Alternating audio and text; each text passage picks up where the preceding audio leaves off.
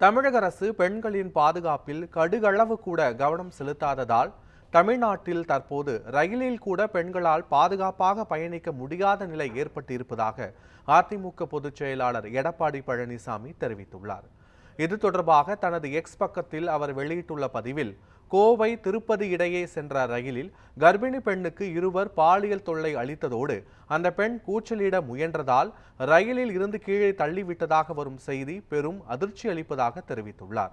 தமிழ்நாட்டில் பெண்கள் பாதுகாப்பாக சாலையில் நடந்து செல்ல முடியவில்லை, பள்ளி கல்லூரிகளுக்கு பணியிடங்களுக்கு செல்ல முடியவில்லை, தற்போது ரயிலில் கூட பயணிக்க முடியவில்லை நிலை இருப்பது வெட்கக்கேட்டின் உச்சம் என்றும் எடப்பாடி பழனிசாமி கடுமையாக விமர்சனம் செய்துள்ளார்.